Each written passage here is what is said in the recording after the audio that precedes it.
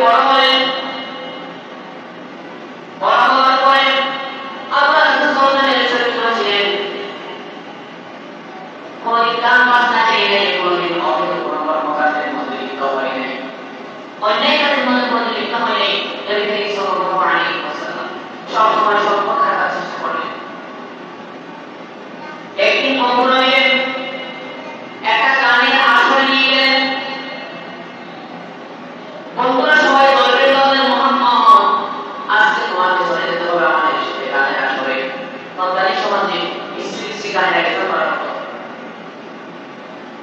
আমাদের এখানে বিশৃঙ্খলা করা বিভিন্ন নাম এখনো হয়।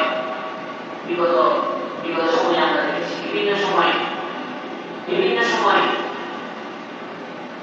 খারাপ মেয়েদের করা করে বিভিন্ন নাচ গান করা। তৎকালীন সময়ে